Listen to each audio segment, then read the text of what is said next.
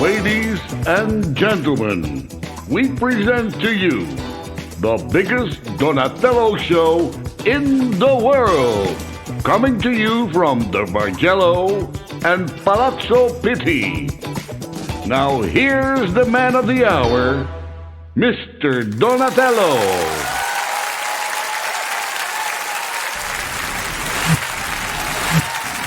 Okay, I agree. This opening was a bit over the top.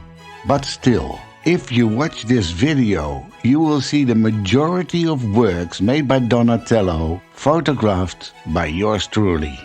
Even before the Grand Exposition of 2022 in Pitti Palace, I had seen my fair share of his works in Florence.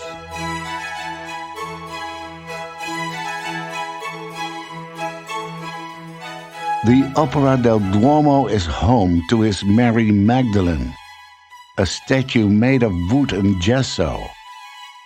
During the expo, it stayed where it was, because after the disastrous flood of 1966, it was heavily damaged. And even after restoration, it is still too fragile to move. That's why it is in a glass cage now.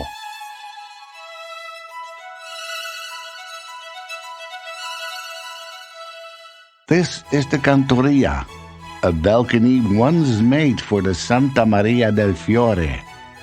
Here the choir sang hymns during Mass. This is also the place where you find his first work, Il Profetino. This one resembles his marble David that we find in the Salone di Donatello in the Bargello.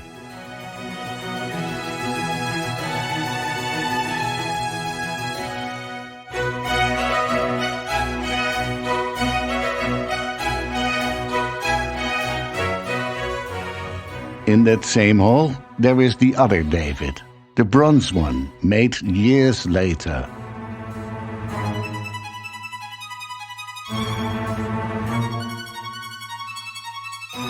It was intended as a centerpiece, so this is a statue you can walk around.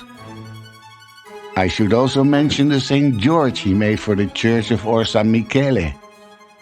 The statue in the niche of the church is a copy, of course.